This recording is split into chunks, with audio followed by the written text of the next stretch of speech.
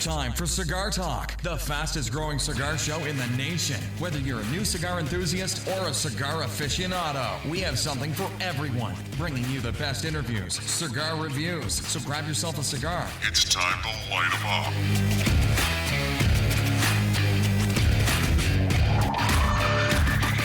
Welcome back to Cigar Talk. I'm your host, Rob Jones. We got Big Larry in the co-pilot seat. What's going on, bro? How you doing? Hey, man, I'm great. It is Saturday night, and I'm happy to be here. Saturday night, and I'm feeling all right. Yes, I am. So, welcome back, guys. We appreciate you listening. We're fixing to tell you what we're...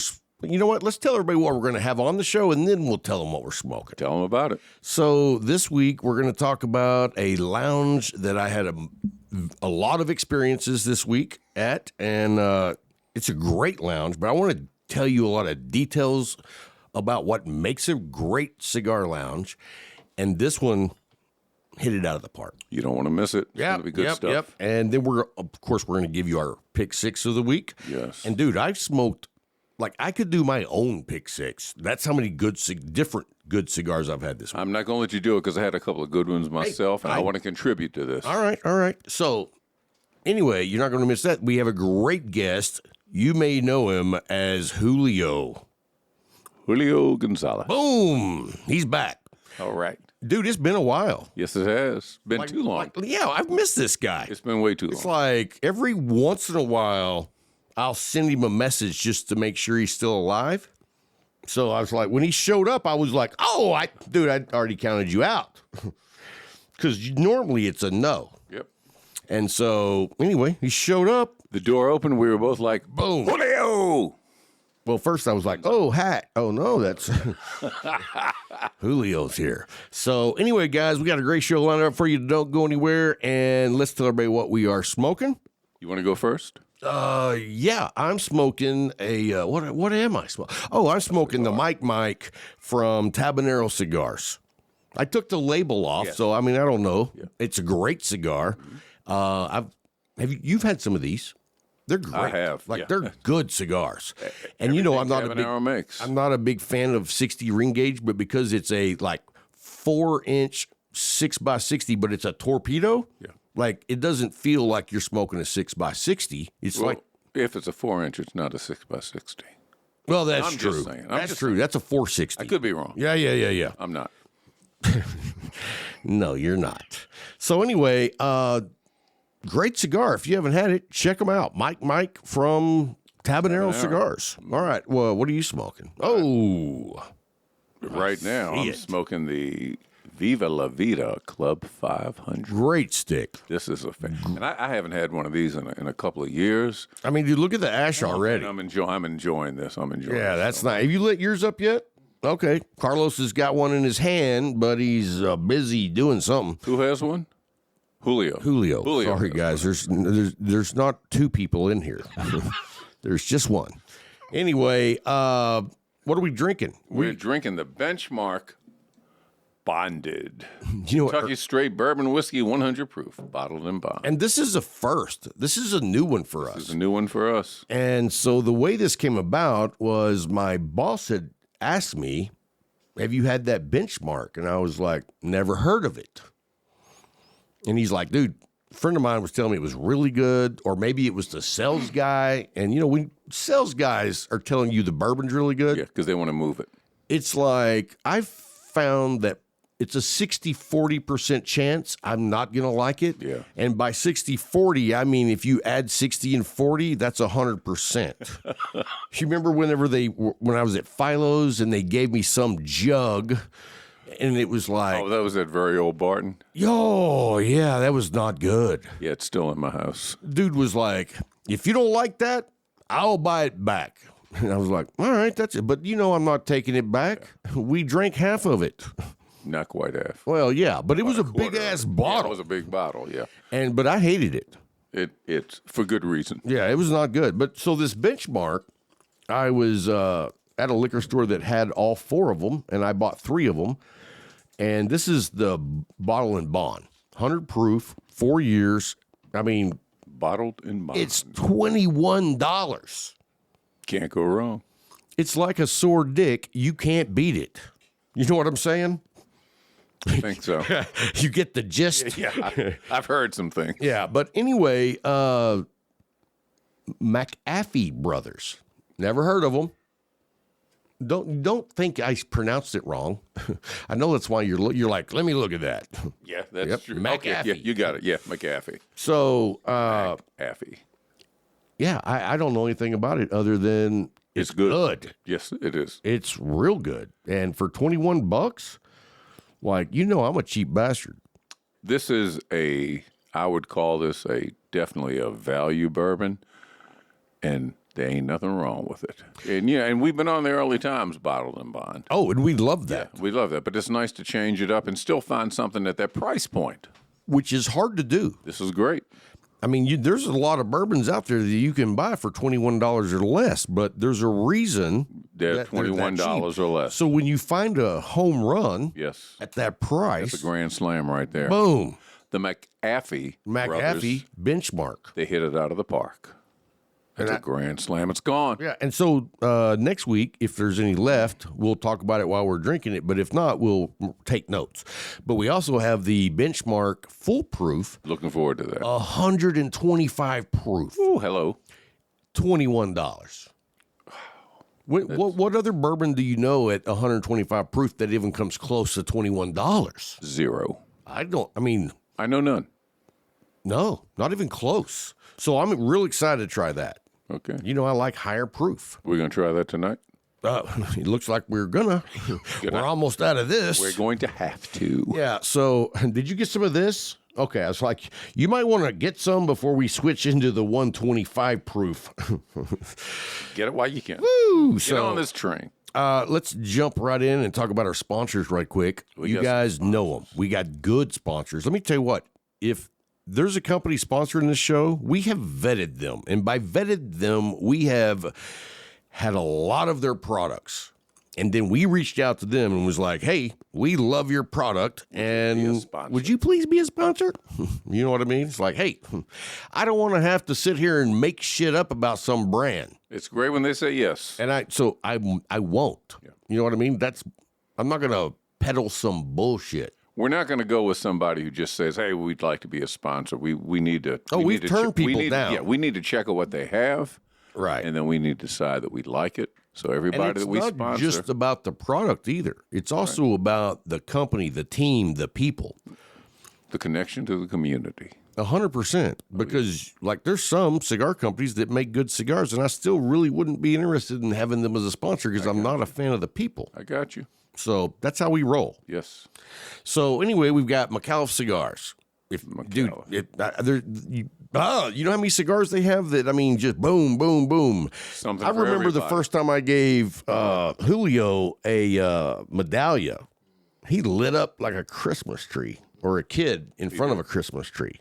Yes, he did. I was here. Yeah. And so that experience of having people try the medallia for the first time, most of the time, it's the same reaction he had. You remember when Hatch had one? Yeah, and when Bill had one. Bill had one. It was just like, wow, great cigar. And Bill thought the draw was going to be tight on his. Oh, he told me. He was like, this is great. This is great. Yeah.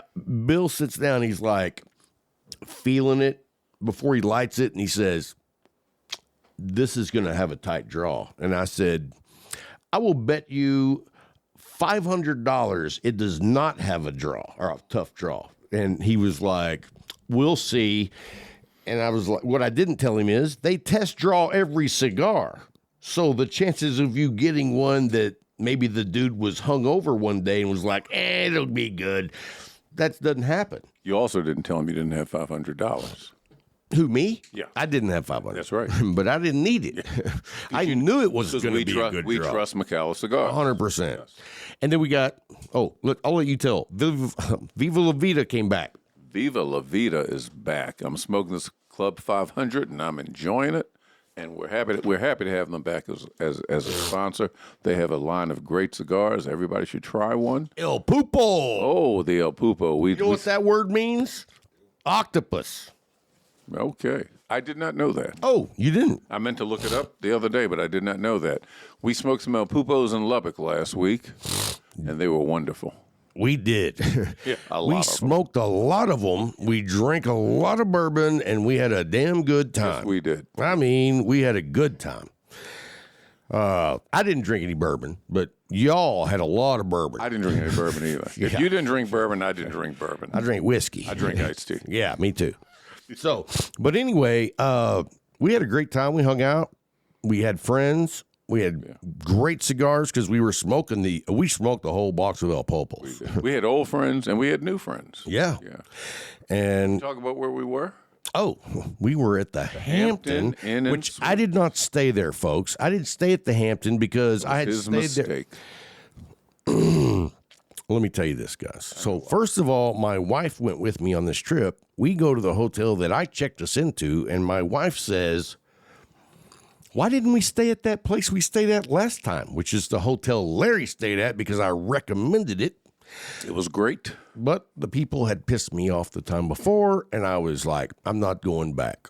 He redlined it. I did, and I regretted it because that patio is the most amazing patio ever for a hotel and a cigar smoker. I have never stayed any place with a patio like one place. Doubletree, no, not Doubletree. It was Homewood Suites in El Paso. But this patio at Hampton Inn was bigger, and it had the television out there. And it was nicer. Yes, it was. There was a big-ass fireplace, Yes. which we had on. We did, yeah. We had the fireplace. I had the football. I streamed the football game to the big screen TV out there. We did. It was a good night. The And front the desk clerk- furniture is badass. Like, you're sitting in outdoor club chairs.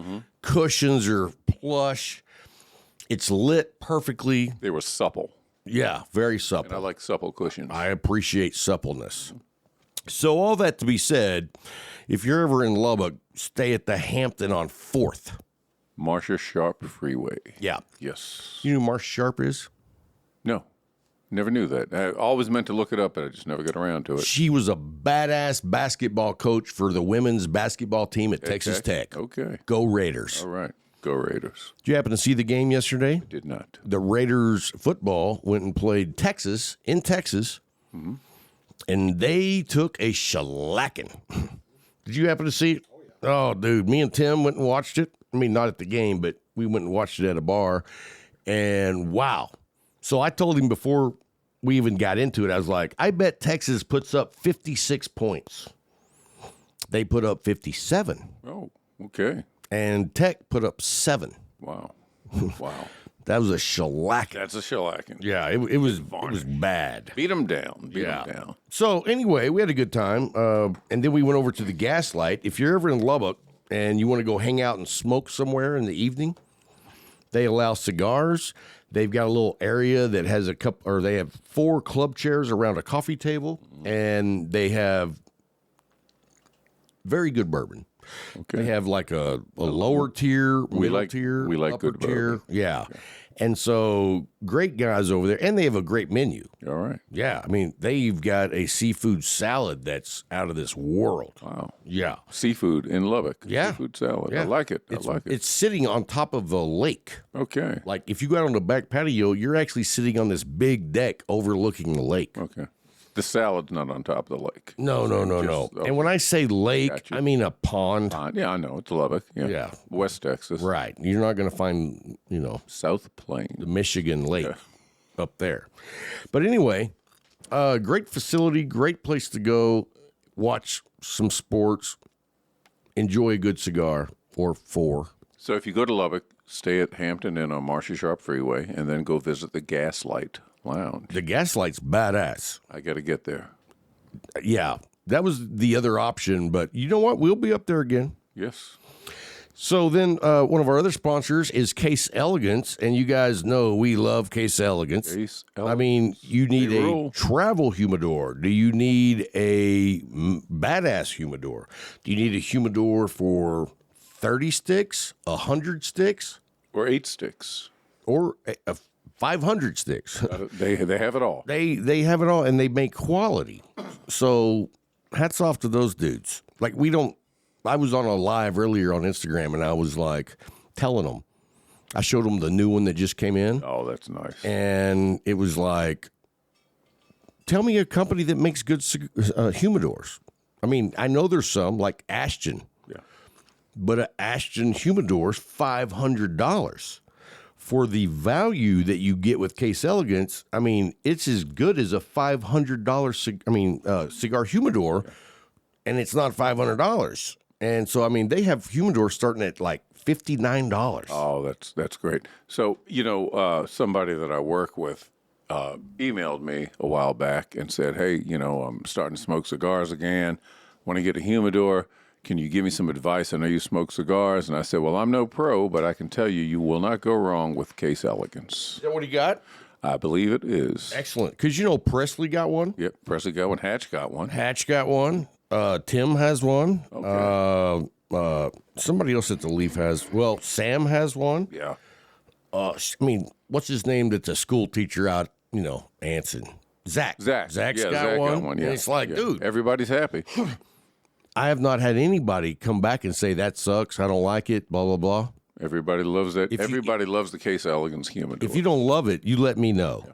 And so then who's our other sponsor is Tabanero, and we will be doing after the break the weekly Tabanero $50 of Maceda cash. Tabanero cigars, Maceda bucks. Maceda bucks. And so every week Maceda is giving away $50 to spend at their website. I mean, it's free cigars. Ain't nothing wrong with Go, look, well, we'll give you all the details when it's time, but it's a no-brainer. We're sitting on the edge of our seats. Boom. And we got a great question this week. So anyway, guys, I wanted to jump into, what makes a great lounge. So, give me a couple of things for you that, makes it. Because it's not the same for everybody. You know what I mean? I think that there's a few, baseline that a lounge needs to have. Yeah. But there's always, what do you call it? Different, sometimes. Different expectations. Well, even when you go somewhere where it doesn't have maybe the baseline, something else makes up for it. Yeah. So, you know what I mean? So it's not like this is a have to, but give me three things that, you look for when you want to find a good lounge. I would say, first off, a welcoming environment. 100%. To me, that's number one. Comfortable chairs. I like something that looks inviting.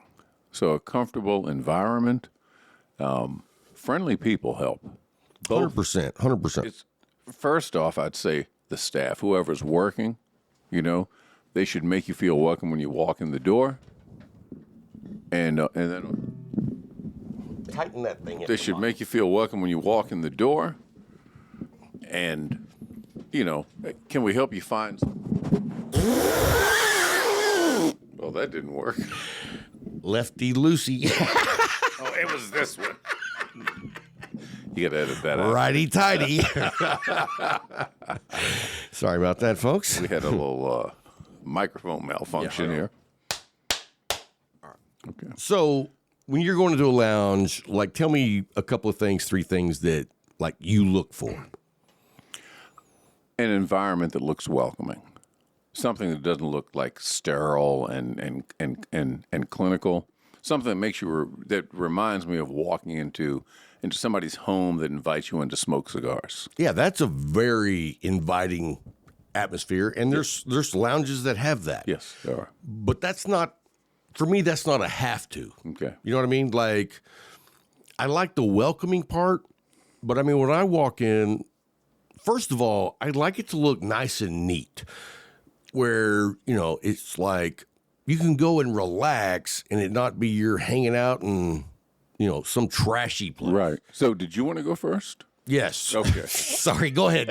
No, please. No. I just wanted to expound. Yeah. That's not for me. Yours is not a have to for me. Okay. Because I've been to some lounges that I've hung out with and I've gone back to that I wouldn't say was at my home. Mm-hmm. Well. Now, to be fair, my home's different than most. I have a lounge of my own. That's true. So, but, and it's comfortable and welcoming. Right. But I can't say that it has to be homey for me to go hang out there. But that is a big bonus. But it is your home. Well, yeah, my home, it's homey. Yes. My homie. Did you hear what I did there? Wow. I don't even know if I can go on. So anyway, A welcoming environment. and That's the first thing. I like that, but that can mean multiple things. It Is can, what I'm saying. to different people. Right. As our cigar experience means multiple things to Right. different people. No two experiences are the same. Exactly. Also, I would say the people that are there, the people that are working there, the people who are, it's more so, I think, more so for me, the people who are working there as opposed to the people who are just there smoking cigars. You know, does the staff make you feel welcome? Is the tobacconist like right over your shoulder when you walk into the humidor? Or do they just say to you, hey, there's our humidor. Got a lot of good cigars in there. If you need some help, please let us know. But don't stand over my shoulder and, you should try this, you should try this, you should try this. Because now I'm thinking, you're just trying to move some things. I don't like that. Yeah. I don't like that. And that's not just cigars. I don't like that at the liquor store either. Place you go. Yeah. Like, I'm the kind of guy that I want to look through everything you have and then decide what I want. And now there's people that I respect, and I'll ask, hey, you know what I like. Yeah. Is there anything new that you recommend? But those are people that you already know. Right. Exactly. And so those people, I ask for that help. Mm-hmm. If I don't ask for it, there's a good chance I don't want it. Leave me alone. Boom. Yep. Leave me alone. So, 100%. A good staff. Mm-hmm. And for me, I even take it a bit further and say a good staff actually makes the crowd better. Like whoever's shopping there. Yeah, you're right. It does. It does. Because a good staff makes everybody feel welcome. Right. They make everybody feel at home. They are a good steward of the community. Exactly. And so I appreciate that. And for me, I can tell by the people sitting in there if the staff is going to suck or not. Yeah. Really? Oh, 100%. You walk in and the dudes are all dicks. Have you ever been to a lounge like that? They're all on their phones or doing They're on something their phones other than taking care of the or customers. You might like interject something that you hear in a conversation and they look at you like, you're not in here. Yeah. You know what I mean? It's like, hey, I had that happen not long ago, and I was like, we're in a cigar lounge, bro. Mm-hmm. And the topic was bourbon. Mm-hmm. Mm-hmm. I just jumped in and told them about a bourbon of early times Ball and Bond, and they looked at me like, who let him in here? Who are you? Yeah, and they were drinking bourbon. They didn't offer me any. They were eating pizza. I stole a piece. No, I'm just kidding. But you know what I'm saying. No, he's not. But at the same time, those guys run the lounge, not the staff. Yeah. And a good staff hosts the lounge, and they're good hosts. Therefore, the people become more of the community. Yeah. And so for me, I feel like I can tell 90% of the time by the people that are in there and how they're acting, what type of staff they have. That makes sense. And I'm not even talking about if they're like that educated on cigars, wrappers, binders, fillers. I mean, just. Are they educated on customer service? And the community. Right. Right. When you have a welcoming group of people, 90% of the time, you've got a really good customer service and tobacconist. That is true. That is true.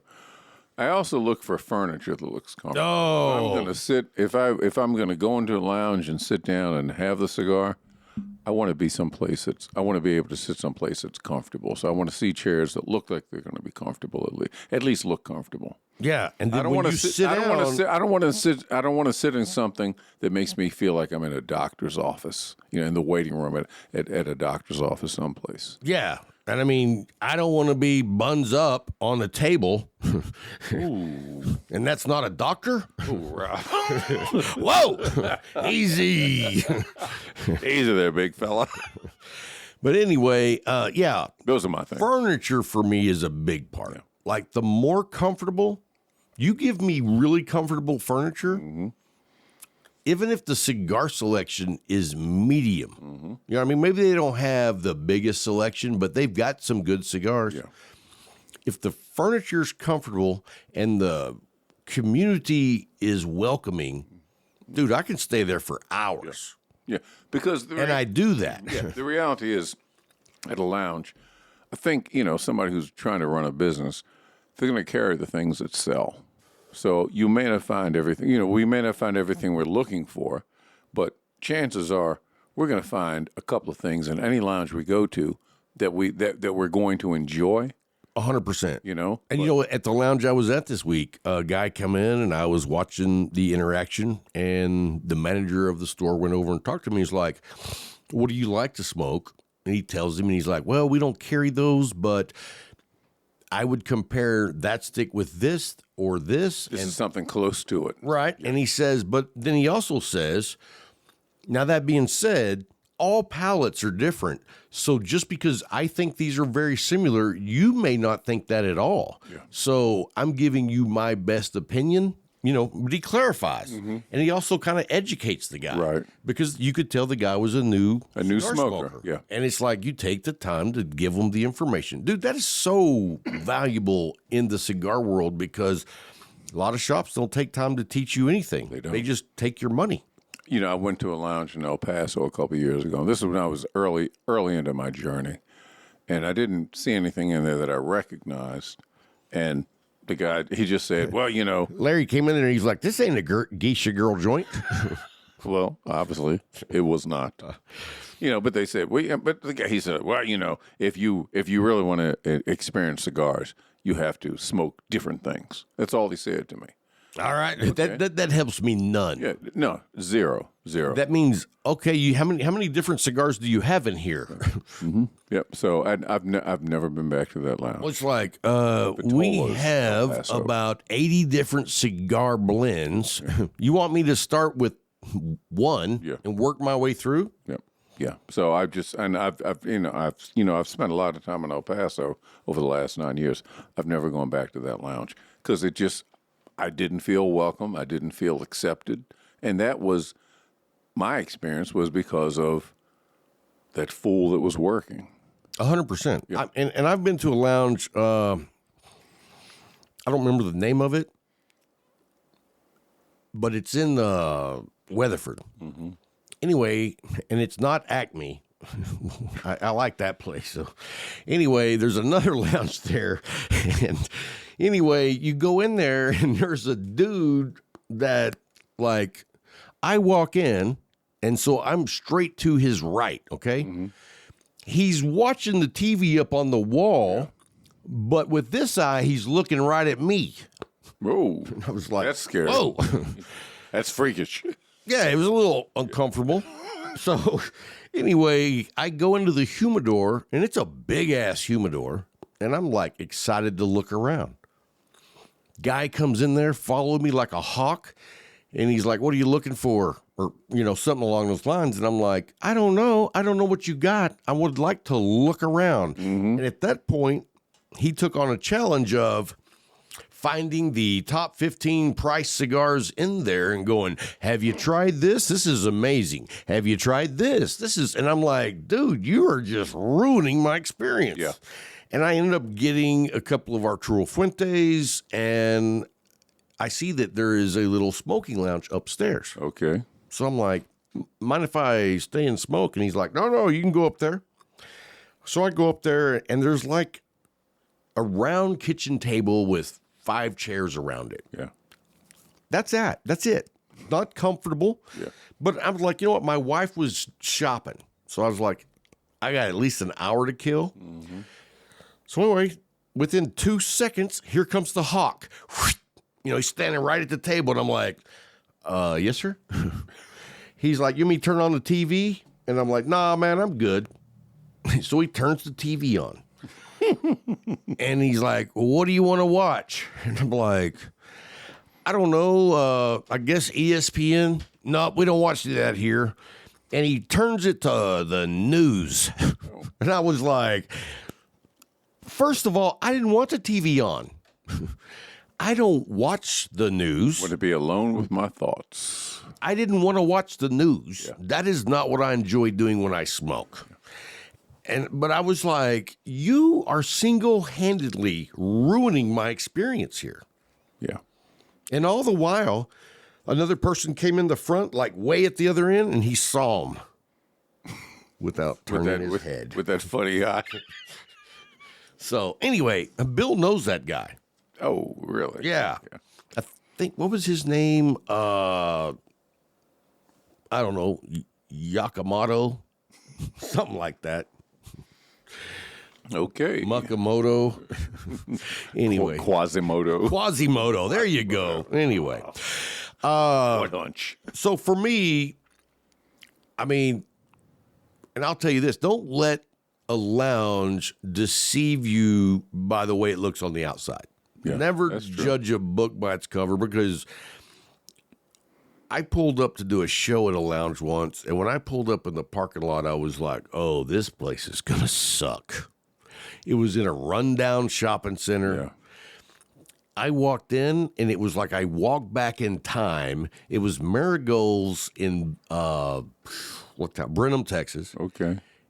And his whole lounge is done like 1950s Las Vegas. Oh, a little nostalgia going on. Oh, it was cool as shit. Retro. Like, all the furniture in there was either like a light blue velvet or a light blue leather. Oh.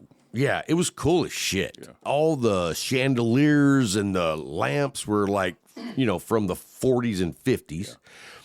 But it was just cool as shit. But I would have never thought that when I drove up. Cool. And the dude only sells his own cigars. Oh. He rolls them himself. Oh, dude, really? Oh, I was blown away. Like, when he told me he only sold his own cigars, I was like, oh, these are going to suck. This is not going to be good at all. This is not going to be I mean, you're not thinking that this dude in Brenham, Texas is making quality cigars. But, dude, I lit one up and I was blown away with how good it was. And then he was telling me that he only buys organically grown tobacco. Oh.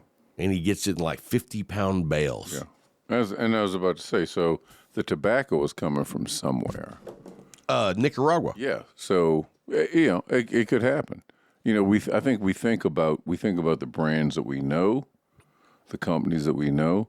But there's some other people out there that are just doing some fantastic things. They just don't have nobody knows about them. Nobody knows. And he also made hookah tobacco. Oh, okay. And it was all organic. I would have liked to have tried that. Mm-hmm. I've never tried a hookah. Have you? Yeah, I have. Where were you at? Turkey? Right here in Abilene. No shit. The only time I've done it a few times right here in Abilene. Yeah. At a business? No, it was at somebody's house. It was pretty cool, though. It was nice. It was kind of a group experience. Everybody sitting around smoking out of the same. Were y'all like in a van? We were in a living room. Okay. Like, was Scooby-Doo sitting there? I think he might have been. Yeah. I'm not sure. And I don't know if there was anything else in that either, but. Well, I mean, it's just tobacco. Yeah. And so. I'm not sure. Do you smoke it just like you do a cigar? I mean, you puff on it? Yeah, but I think there's the product tobacco in there and some water and little hoses with nozzles on them, and everybody sits around and they just kind of smoke out of it. I've always wanted to try it. I've never tried it. Now, I do know, though, a lot of people do like infused tobaccos on the hookah. I don't want infused. Yeah, I don't think this was. Yeah, a lot of people do the all sweet and stuff. We're going to the TPE. Yes, we are. So it's not just tobacco. Mm-hmm. It's tobaccos, pipes, expo, something like that. Anyway. Total product experience, I think, is what I saw. They changed it. Okay. Yeah. Everybody wants to be politically. I found like 15 different definitions of what TP is. Right. So anyway, will have tons of hookahs there. Okay. And so maybe we'll let somebody to, let us try one out. We'll do a hookah. A hookah. Yeah. You know who loves hookah? Who loves hookahs? Dirty Fabian. I'm not surprised. Boom. He said he smokes that more than he does cigars. Wow. Yeah. I was blown away. Dude was like the cigar guy or one of the cigar guys. Yeah. Excuse me. So anyway, So don't let the outside of the cigar lounge fool you. That's true. On more than one account, I have found a really nice lounge on what I didn't expect to be nice. Do not judge a book by its cover. And then there's some lounges that look really nice, and they're very sterile. Yeah. It's not very community at all. Looks really nice. Yep. And I'm not saying that you won't enjoy it, because usually those places have really comfortable, nice, expensive leather chairs. Yeah. And it is comfortable. And you'll enjoy smoking a cigar, but it's not going to feel that welcome, homey, Right. Yeah. And we so, obviously our home shop is the Leaf. But when I go someplace else, and so the Leaf is the first lounge I've had experience with. So when I go someplace else, I'd like to be somewhere that I at least feel, if I can feel halfway as comfortable as I feel at the Leaf. And I'll tell you this, halfway as welcoming. the Leaf sets the bar high. Very high. Oh my, yes, so high. I mean, no lounge is perfect. That's true. You could always change things, improve things. Get rid of some of the people. But certain people like certain things more than others. So what might be perfect to you, I'm like, it's okay. But the Leaf does set the bar high, because they do have the welcome Yes. to the shop. They roll out the mat. They have a great humidor selection. Woo! They have a lot of comfortable furniture. Yes. They have a lot of stuff in place that's, I wouldn't say it's comfortable furniture, but they have a chess set that you can sit and play at a regular wooden table with chess pieces. And I think they do dominoes now. Big chess pieces, too. Yeah. Yeah. Big. So you can see them. But they play dominoes down there now. Do you know how to play dominoes? I don't remember how. It's been a long time. I haven't played in a long time, but I bet I could pick it up. Yeah, but would it be according to acceptable domino rules, or are these ROP rules? I would have to have a refresher. The notorious ROB is in the house. There's notorious ROB. I get the general idea how to play. Yeah, you lay them on the table. Right.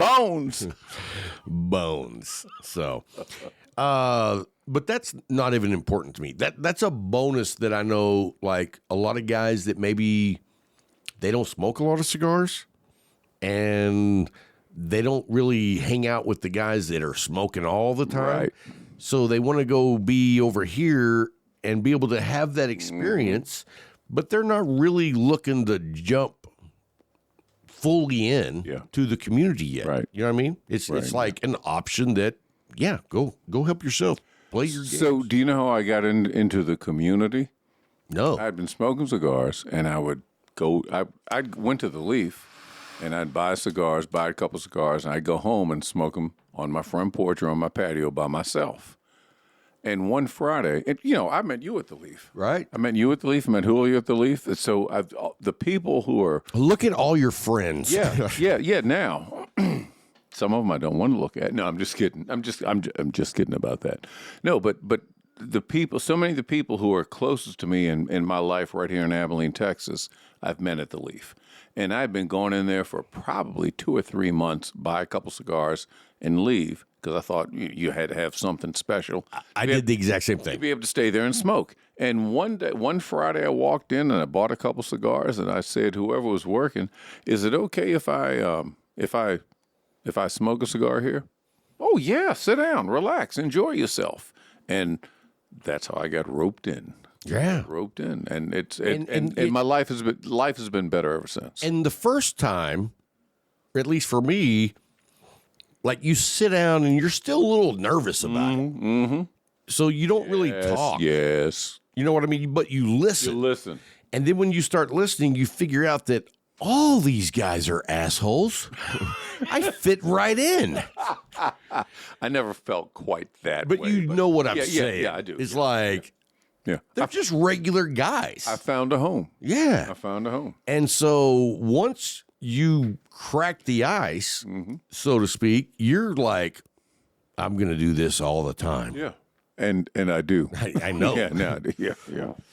It's like the sun doesn't move until you darken the door at the Leaf. I meant you at the Leaf. I meant Julio at the Leaf. I meant so many people at the Leaf. Sam, Brian. Yeah. And now I'm probably at the Leaf more than most of those people that I've met at the Leaf. Because Sam. Well, yeah, that's true.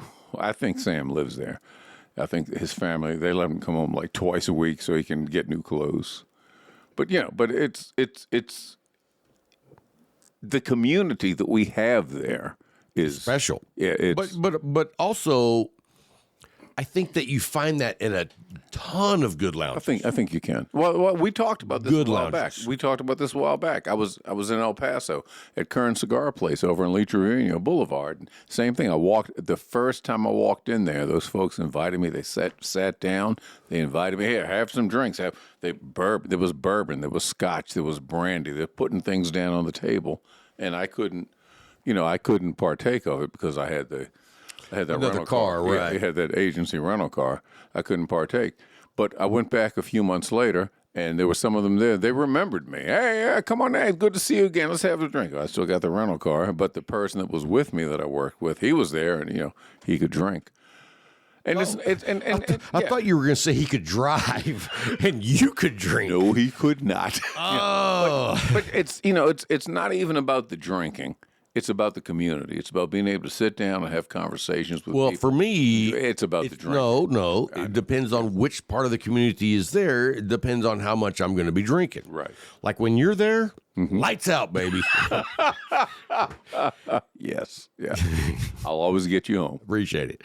So what I would say makes it for me is more than anything is the community, the welcoming, and the comfort. Oh. That's really what that's what I'd like to look for. When I find those three things.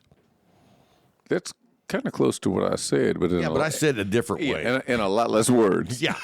I like what you did there. We're tight on time. So anyway, I want to tell you about a lounge I went to. Okay. And we've talked about this lounge many times. I don't know if we've talked about it on the show, but we've talked about it a lot because it's got, over the years, some things that we love and some things that we don't. Ooh. And the name of the lounge is Good Karma. You know the lounge. You've been there. Yes, I have. And you were not a fan. I was not. But let me preface. Okay. Have you been to the new location? So my issue with Good Karma Is that you hate dogs? No, I don't hate dogs, but I didn't like that dog. My issue with Good Karma was the one in Amarillo. Oh, see, I've never been to that one. So I've never seen a dog at the one at either location in Lubbock, the one on South Loop or the one on it's on University now. Yeah. So I've never about seen 23rd and University. right off 19th. Yes. Because I used to stay at that Staybridge Suites there. I've never seen a dog in either of the locations in Lubbock, but I was in Amarillo some years ago, and I walk in. I was trying to get some work, and I was still working. I was trying to get some work And the done. dog had been. You thought the dog was like a drug sniffing dog, and he thought that you had 5 pounds of weed in your crotch. Okay, so we won't talk about any weed because there's no weed involved in that. But the dog was all up in my junk, though. Right. All up in He my was junk. like. As soon as I walked in, it's just not. I don't hate animals. I don't hate dogs. I'm just not an animal person, and I don't need that when I walk into your place of business. Yeah, you're going there for your experience. There's a liquor store here in Abilene I will not go to anymore because they had a dog in there. I walked in, the dog was licking on the back of my leg. I'm like, what is this all about? Oh, he's so fine. Yeah, that's our dog. Yeah, okay, that's not my dog. Get it off of me. I don't need that. You were like, I haven't even had a drink yet. Yes, yeah, I'm trying to get I'll some let liquor. somebody licking up on me before I start drinking. And I didn't buy anything that day either. Hey, I left and you went to a didn't different enjoy the experience. Did not, and went to a different place to buy a bottle of bourbon. So anyway, Good Karma. I walked into the one in Lubbock. I was in the old location a couple times. Nothing wrong with the store. Nothing wrong with it at all. I found a couple cigars in there, but I have not been to I haven't been to the current location. So the old location really wasn't designed for people to hang out. It was that's true. designed to come in, get your cigar, and go. Yeah, buy and and go. then they made a and little go. section later on before it moved that was more inviting, but it was also a very small area. I mean, I think you could probably have like 8 people sit. Okay. And that was the max. The new location, which I really do like, 23rd and University, but you go in and they have all their cigars, like they don't have a humidor. All the cigars are just in the front of the room. Right. And then you have the counter, and then you have a little sink, and they have glasses. And then over here, they have this, nice, like, rectangle of chairs and a coffee table, all the lighters and ashtrays you need. And the community there was really good. Oh, nice. Yeah. I started going there again a few months ago, and it was like, wow. Like I've met, because I would go every evening. I would be up there in Lubbock for like days. So I would go in there and it would be a completely different crowd, but I would still have that great community experience. And I was like, Joe, he's the manager. That dude knows how to run a shop. He's making it happen. He's making it happen. And when he's not busy, he visits with you. Oh, nice. Nice. But as soon as a customer comes in, boom, there he goes. He's going to see, hey, if he knows them, yeah, he can be like, hey, man, so-and-so came in. This is what you were looking for. Those came in. Or somebody's new, he's willing to help them. And so you could just tell the atmosphere was really good.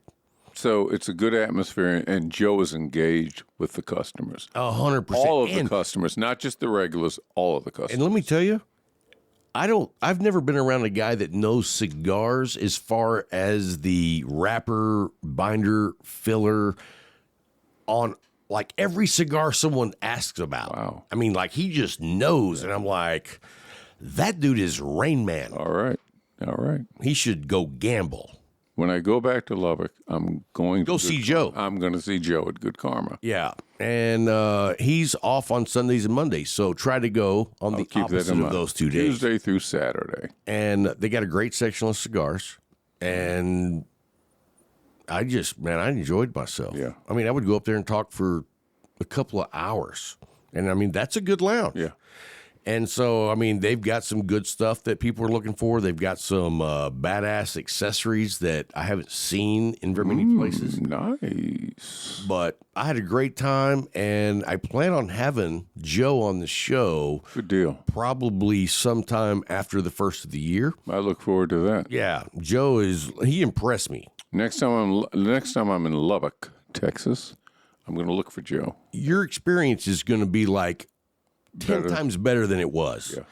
And, now I don't want to take anything away from Brad, who used to manage, because he managed there and the other place. Okay. And his knowledge is also like badass. Good deal. And so, but what hurt him was when they moved. Forever, nobody knew where they were.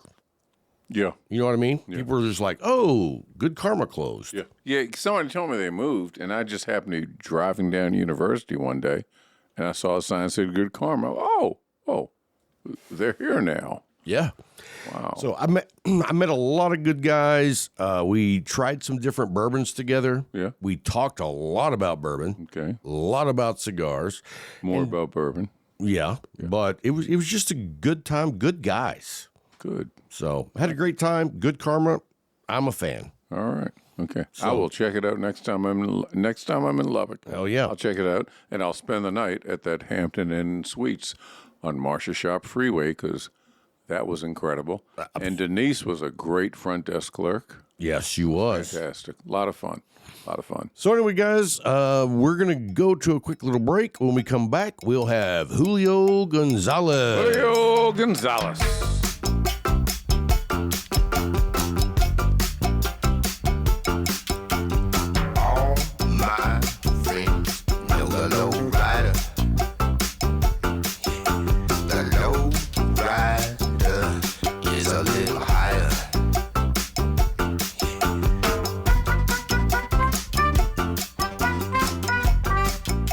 Welcome Welcome back, Cigar Talk. I'm your host, Rob Jones, and we got Julio Gonzales. How's everyone doing today? That sounds so exciting. Can you do a little bit better? How's everyone doing? How's everyone doing today? So it's been a while, dude, since you've been on the show. It has. I feel sorry for you because you used to live my dream. Mm-hmm. And then you went back to work. Yeah. And now I'm like, well, he's just like all the rest of us. But used to, you were just the man about town. Yeah. Living life. Yeah. Decided to pursue a career. So, how's that been? Exciting.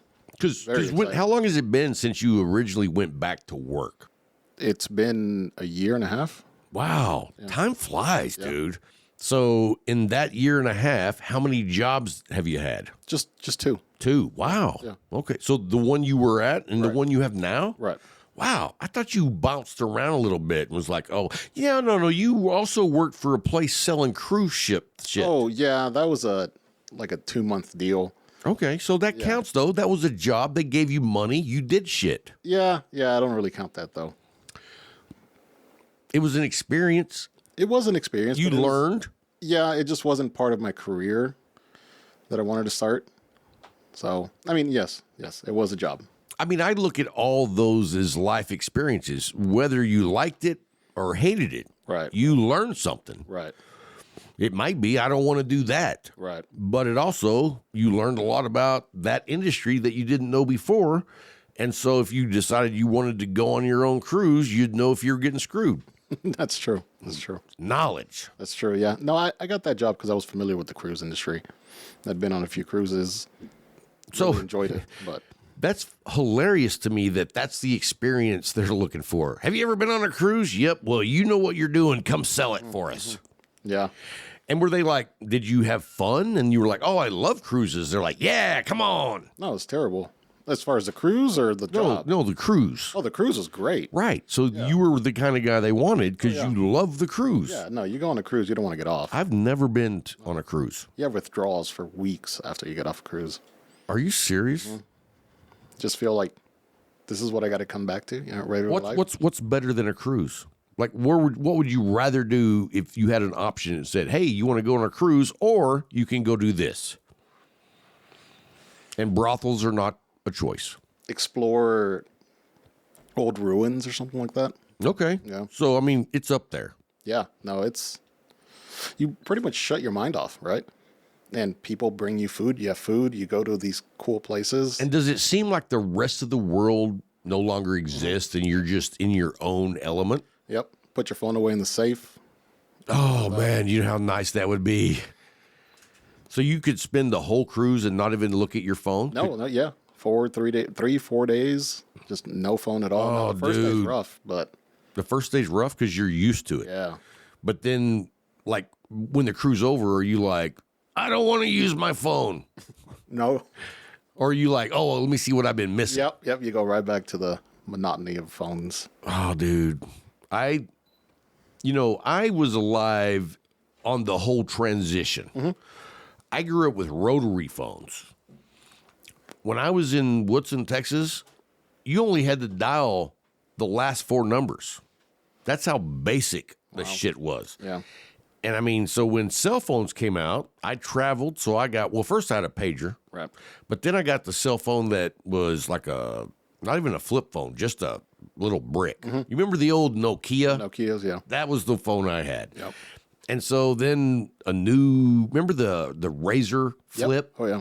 That came out, and then we had after that, it was like the iPhone. The iPhone, yep. And then it really started just ramping up. Mm-hmm. Like technology is this snowball just rolling downhill. Oh, yeah, absolutely. And so now I look back and I'm like, I had no idea how shitty this thing will make life. You know what I mean? Yeah. I mean, it shrunk the world even more. Nothing's exciting. Like, it's hard to have new experiences that you already haven't seen. And it just dumbs you down. Like, if you take the time to do the reels, the TikTok, or whatever, I mean, total time suck. It's not making you any smarter. Well, there's also the other aspect of it, the positives. Oh, well, sure. Yeah, there's never been a time where most of the human race has the whole history of the human race in their pocket. That's never been a thing. But is that a good thing? I think so. Like, I don't really want to know what's going on at XYZ. No, I don't either. But you educate. And you know what? I don't want XYZ to know what I'm doing. Well, that's a whole nother. And the big thing, and you know it's true, Right. that cell phones, I don't care what, and don't call me a conspiracy theorist. It's fact that the government spies on what you do on your phone. Oh, yeah. And we're cool with that. Yeah. It's like, hey, did you ever see the movie Wall-E? Oh, yes. You remember when all the people are in these chairs and they're shoving food in their face and they're just getting fat and they're no longer living life? Ironically, a cruise. Well, I didn't know that part. Okay. I don't remember that, but you get the whole gist. Yeah. That's what I feel like cell phones have done. You know, you can light another cigar. You don't have to keep lighting that butt up. Another one close by. Oh, well, give him a cigar, bro. We got cigars everywhere, and he's lighting up some. What are you smoking right now? One of these? Yeah, the Viva. Just open up that. Hey, give him one of those. That Alex Bradley Black Market Esteli. Have you had one of those? Mm-mm. Good cigar. I haven't had an Alec Bradley in quite a bit. I'm not a big fan of a lot of their cigars, but they make a lot of cigars. You know what I mean? Yeah. Kind of like Christoph. Yeah. There's a lot of cigars out there, Yeah. but they do make a few that I'm like, oh, I really like these. Right. So I smoked one earlier, and hey, you know what? Don't get the Esteli. Get the other one. That's the one I smoked earlier. It's just the regular black market. Dude, when you pull the wrapper, or not the wrapper, but the paper off of it, the bands. And I say wrapper because the bottom half of the whole cigar has got a band on it. White wrapper. Yeah, so that's why I call it wrapper. That pulpo was delicious, though. Like they hit it out of the park with that. That was a great cigar. Spicy from the get-go. Yeah, it's you know, Viva La Vida has a lot of flavor, but that El Popo kicks it up a notch because you have more spice. That was a great cigar. And smooth.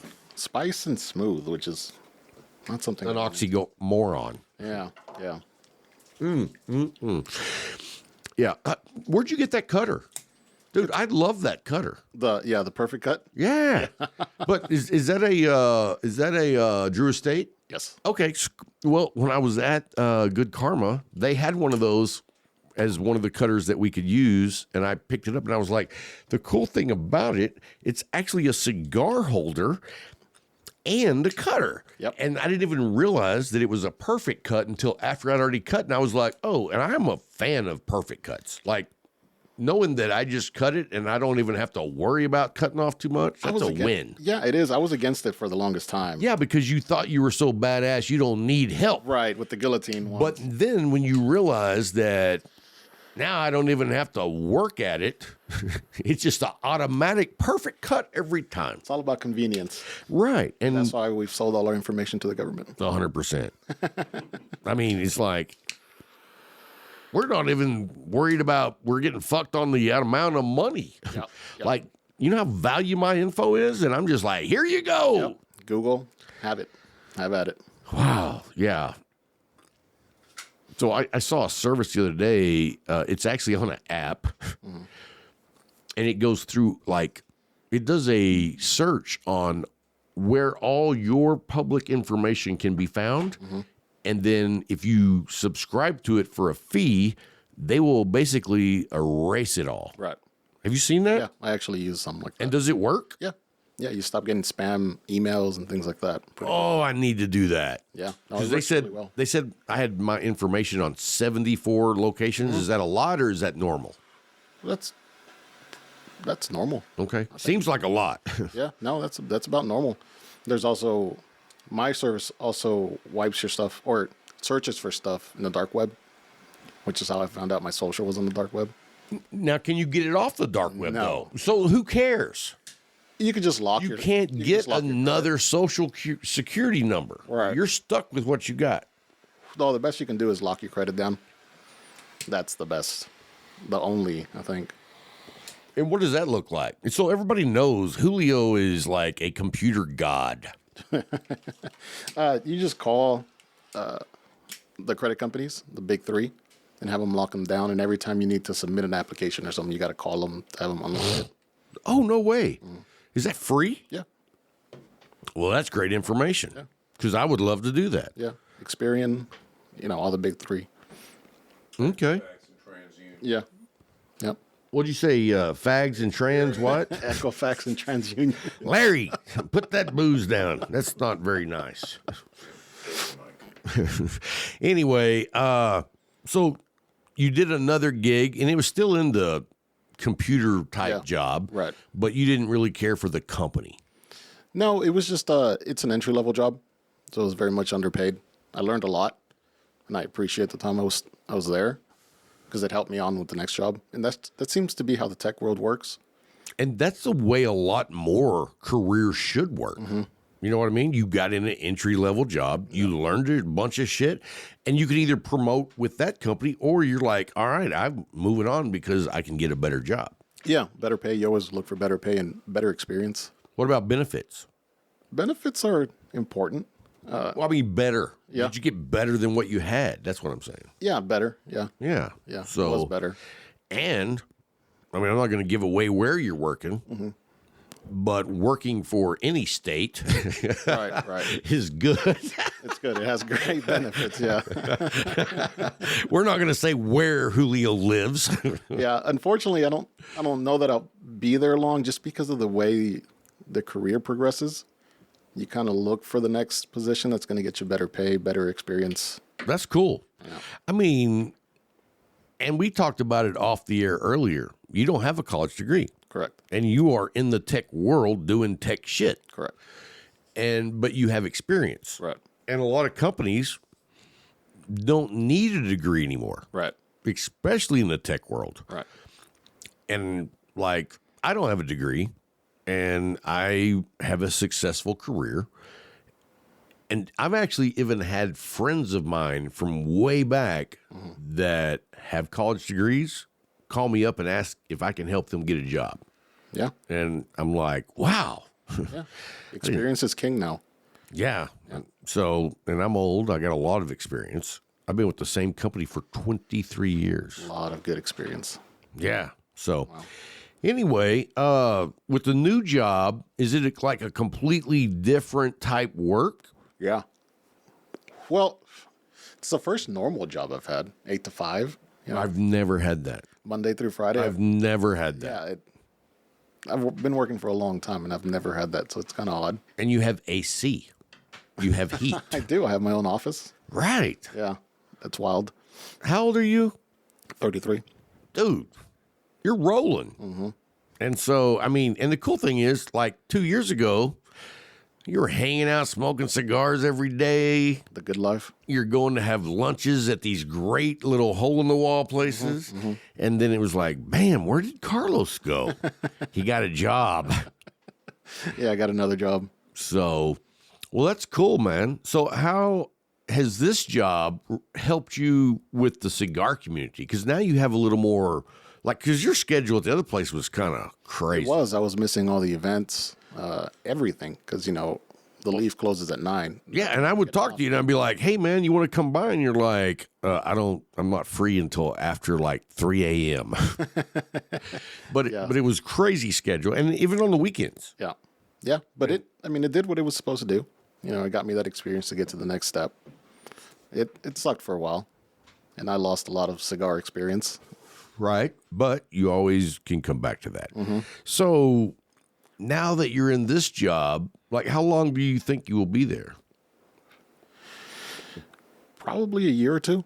Okay, that's cool. Yeah. Because you're not only using what you learn, you're learning a bunch of new shit. Well, and I want to learn it to perfection. Sure. I want to be able to do it, just off the top of my head where I don't have to search for the answers.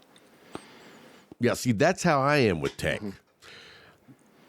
I have a very good friend, and he's like, if you want to do any research, have Rob do it because that's where I excel. Me too. Like I can find anything on the internet that I want to learn. Yep. And so like, I don't have experience in what you do, but I am a computer nerd. And so I know a lot about computers in certain aspects. Right. And there's certain stuff I don't know, but I have been self-taught. Yeah. Like you have. Yeah. And so I think that is badass that you're able to make that into a career. Yeah. Yeah. And so that's a good education for people who like don't get it. Right. Because some people don't get it. They're like, I'm going to go work this job until it is no longer good. Yeah. But they're not thinking about, well, what can I learn at this gig that will make me better for another gig? Right. Yeah. And you have to take that low level, low paying job, which some people can't. And I understand that. But that is a sacrifice you make on the way to the. But also, let me tell you this has been my experience before I ever started working for the company I'm at now. But it applies to, for me, in all jobs. You go in at the entry level, it is so easy to be a rock star at that level. That's true. You know what I mean? It's like the guys that you're working with that are never going anywhere, they come in and punch a clock. You come in and kick ass. At the entry level, it's easy to kick ass. That's absolutely correct. So, I mean, if you're not looking at a job to see where that job can take you, you're missing the boat. No, absolutely. Yeah. I mean, and I'm still involved in hiring my replacement at my old job because I did really well. And they wanted me to hire someone that was like me. So, no, that absolutely rings true. And so, like, what type of experience the person that you're looking for to replace you? Someone that pays attention to the details and wants to learn. You know, if you go into a job, you just think you're just going to punch a clock and go home. It's not someone that I want. Yeah. Yeah. Well, that's cool that you're hiring your replacement for a company you're no longer working at. Right. That's called, not only am I not burning a bridge, I'm adding support beams underneath. Absolutely. Yeah. And I loved my coworkers. Absolutely loved them. Great people. Never burn bridges. Never. Because you never know when you're done with this job and then you go to another job and learn some other skills that you might not circle back around. No, because they have multi levels of what you would be doing. That's correct. In a small town like this, you kind of have to do that. Like, I will eventually go back to that old job. Do you know how many young people have no idea how that whole system that you're doing works? Yeah, I can imagine. I mean, if you're going to work at a movie theater and you're just giving people popcorn, Yeah. then you're just going through the motions. Yeah. But even at that job, there's shit you can learn Yep. that can take you to the next level or get you a better job. Yep. Yep. And that's where it frustrates me to see people. It's like, maximize your experience. Yeah. Yeah. No, I was in sales for 12 years. That was the best experience I've ever had. What were you selling? God, I've sold phones and cars and, of course, cruise ships. Right. Well, my daughter was up in Portland and she was working for kind of like a plant shop that's kind of like Amazon. Like 80% of their sales came from online. 20% came from local. Wow. So she was in the shop doing the local. Right. And she was telling me that she was like, oh, but there's like 4 owners. They're all related. And they have no idea how to manage people. Yeah. No. That's not you make a scowl like, oh, that's a problem. I don't see that as a problem because you know what I asked her? Is the business successful? She's like, oh, yeah, they're killing it.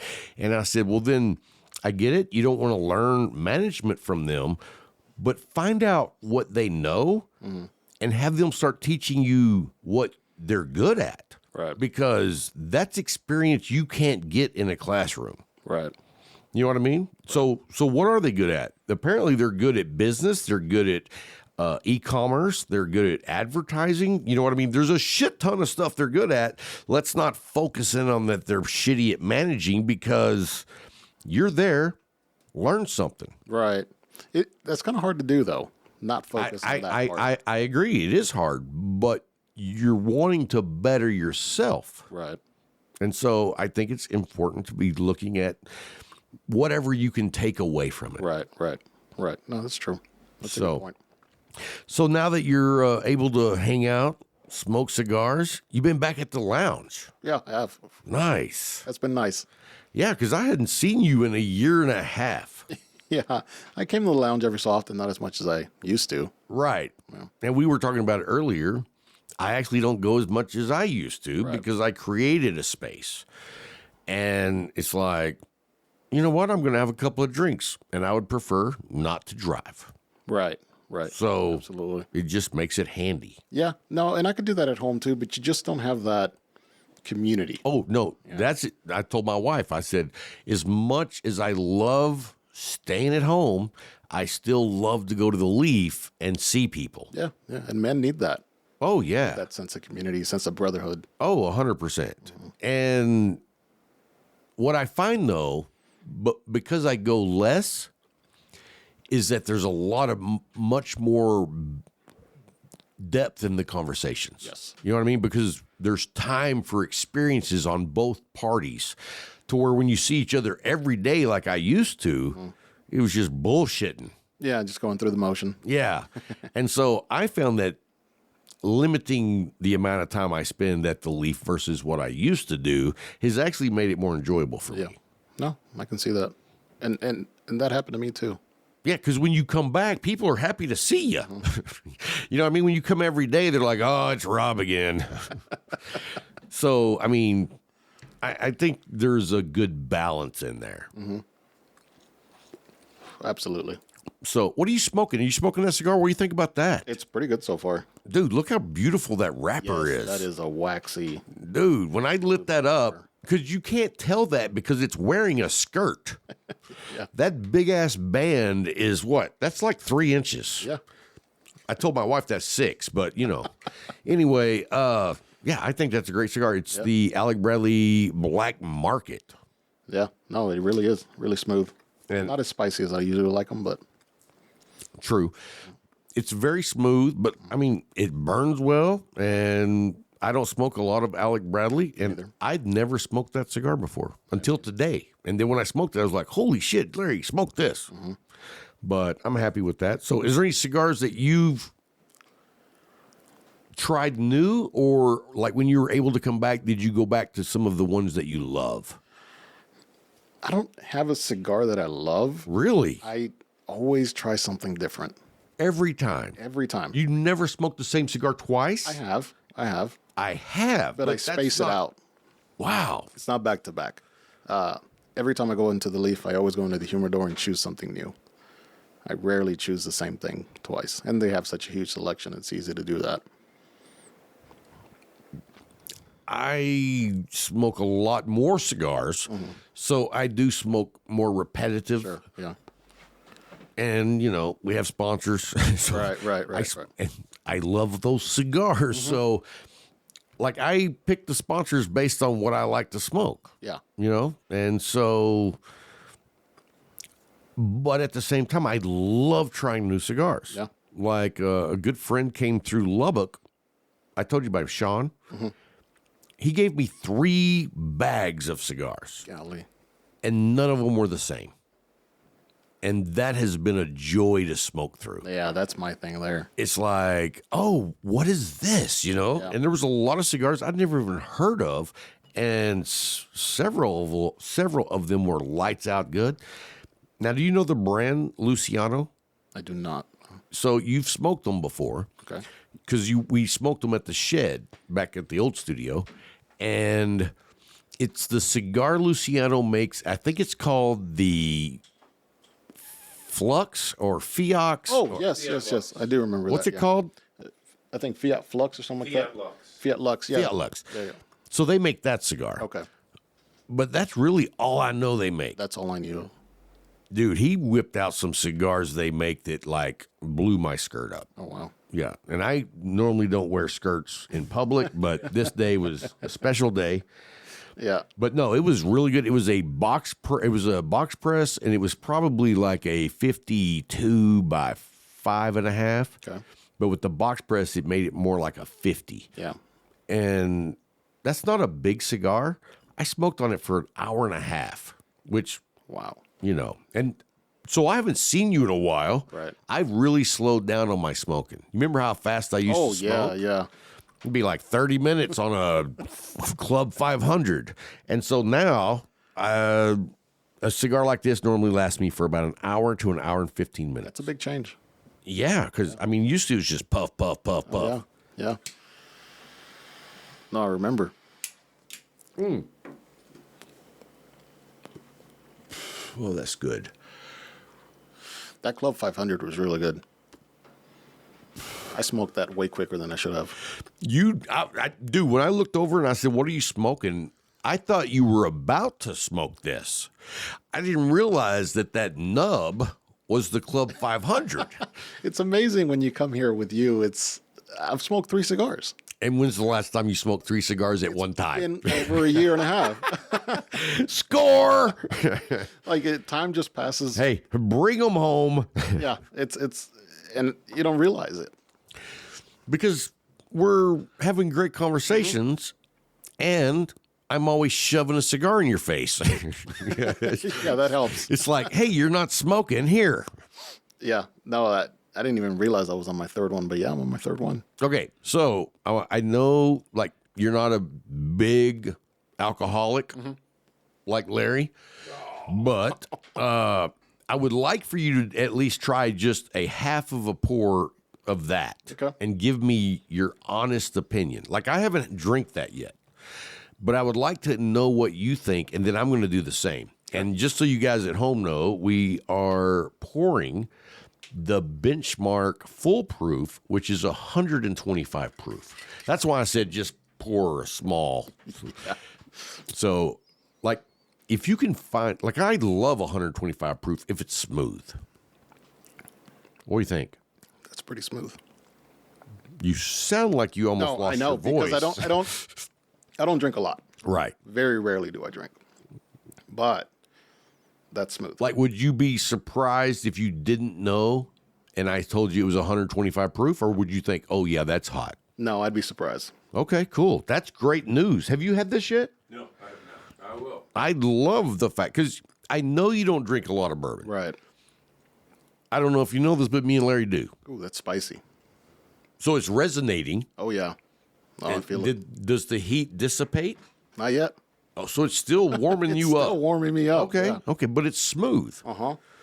Well, now you're definitely going to have some. No, something that high, I'd usually be choking and, still Yeah. rough right now. And so that's $21. That's You're not going to find, I don't know of another bourbon that's even over 100 proof for that price.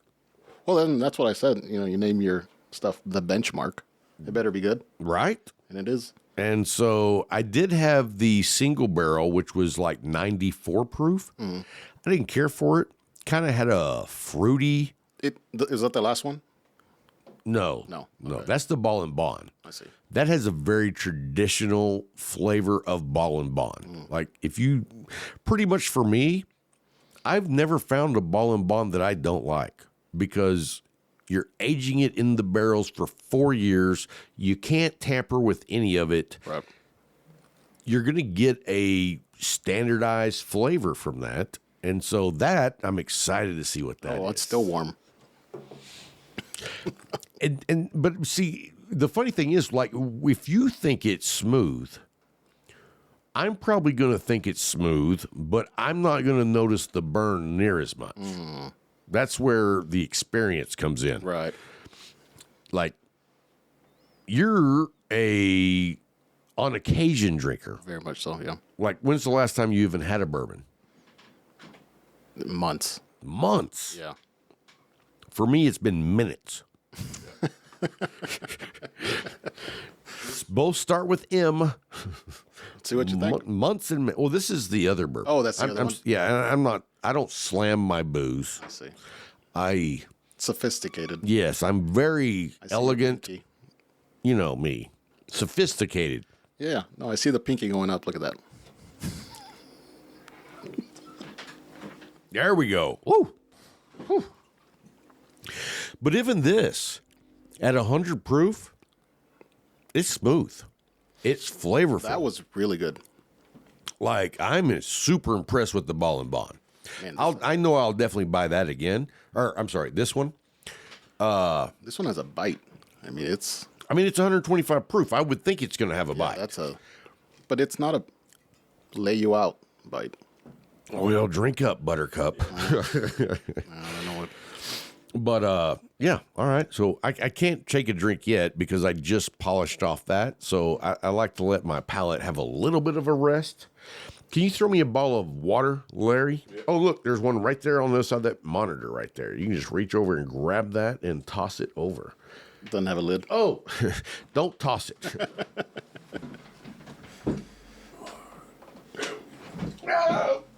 Oh. All right. Hey, so, have you ever met Tim? Yes. Okay. So Tim was here, and we actually were going to do the new studio.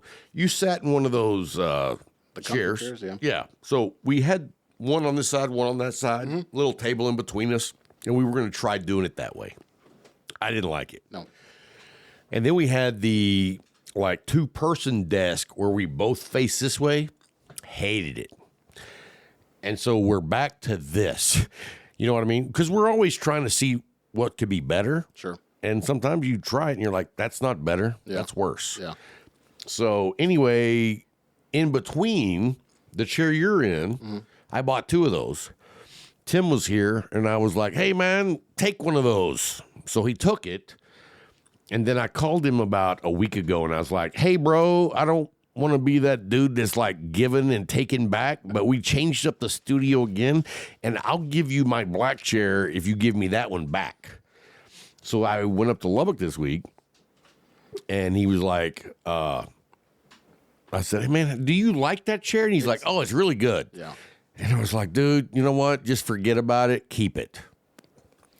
And he was like, no, man, I'll bring it back. And I was like, dude, that is such a dick move for me to ask for it back. Keep it. If you know what, if I decide, I'll order another one. Yeah. Isn't that the right thing to do? Yeah, I think so. I mean, he's happy to give it back. Well, I remember the old chairs. The one that would just hurt your ass. Those are rough. You would be like, man, I can only do 15 minutes. I was going from cheek to cheek. I mean, it was rough. This one's comfy. It's got the. What I love is the arms fold up. Oh, okay. I like them folded up, but Larry doesn't. Oh. Larry likes them down. I like my armrest too. Sometimes. Yeah, I don't really use them very much. Yeah. Because I'm kind of fidgety. But anyway, that was a little story about Tim. I was like, he was like, man, when I come down next time, I'll just bring it. And I was like, no, dude, seriously, keep it. Yeah. You give somebody something, it's theirs. Yeah. And so that's where we are on that. Anyway, all right, here we go on the foolproof 125.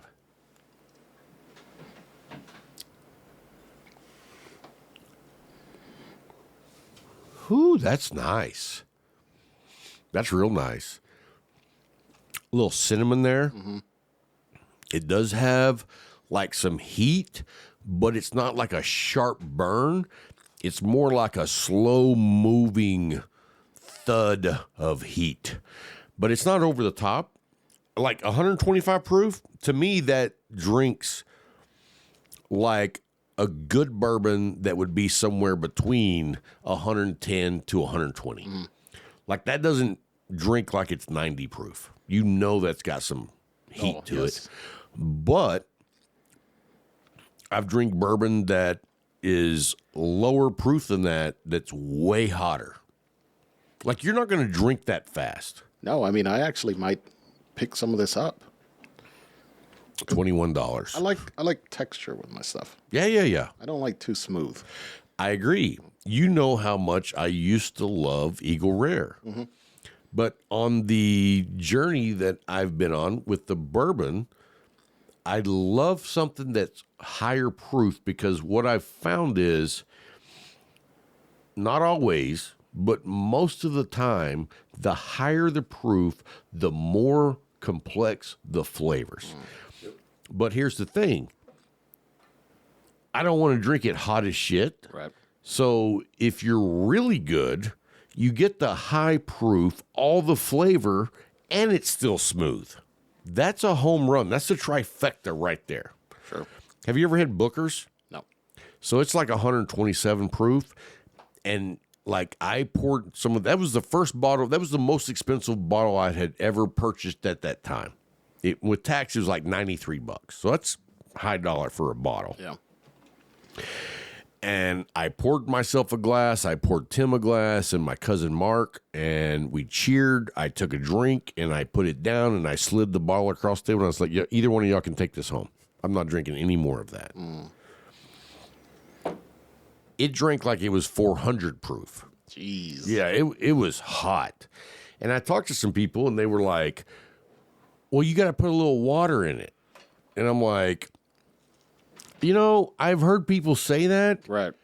but I am not anywhere near an expert distiller. Yeah. It's not my job to make up for their mistakes. See.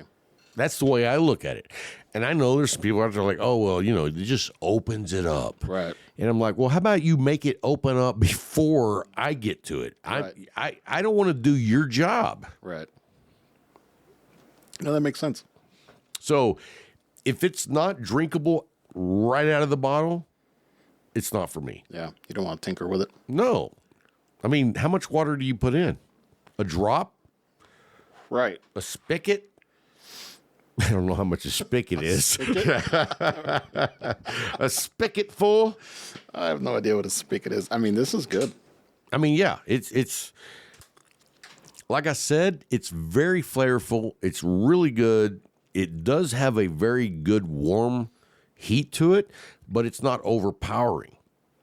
And it has a lot of flavor, but it also has enough strength to where you're not going to drink this fast. Right. Or if you do, you might wake up with your keys in your ass tomorrow. You're like, I was going to drive home, but it was flooded. Well, the spiciness, it almost feels carbonated. It's really weird. It's a different mouthfeel than I've had. I'm going to have another drink. Yeah, it's just good. Yeah, that tingling in your tongue, it's just really good. I think that you could get yourself in a little trouble with that. Especially with me. Like, I think if you had 2 doubles of that, you would know it. I know it with half a pour. Well, yeah. But Larry comes over here tilting up the bottle. Yeah. Yeah, he needs a faucet. But, yeah, that's Benchmark. Hats off, guys. Good job on the bourbon, and thank you for the price at $21. Yeah, that's a great price. Dude, I went to the liquor store while I was up there. I bought 4 bottles. Cost me $90 getting out of there. That's cheap. Yeah. I got a bottle of Old Tub Ball and Bond. Have you had that one?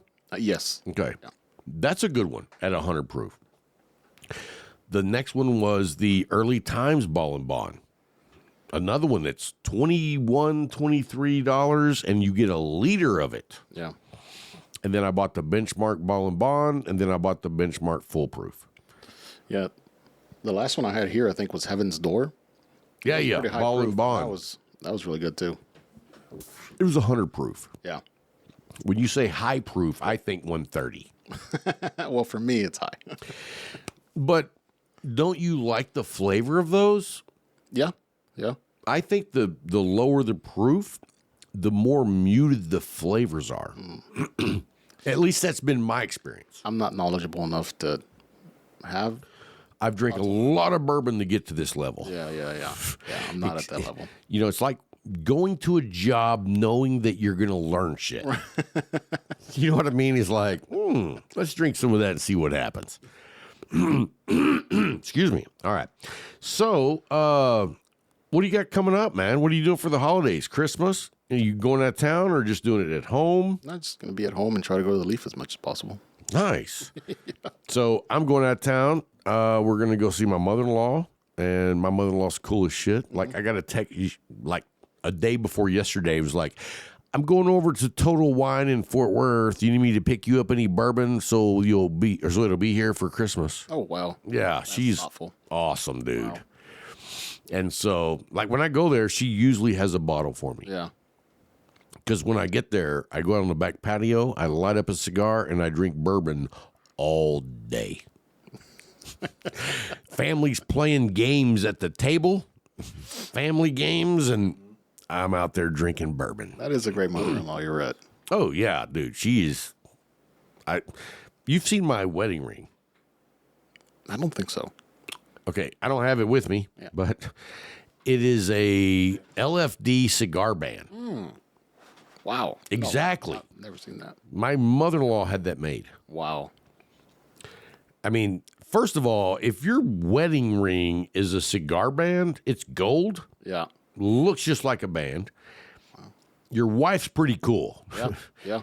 But then when your mother-in-law has it made Right. with her jeweler, Right. it's like, it's a double whammy. You did something right there. I got lucky. I don't know if I did anything right, but I got lucky.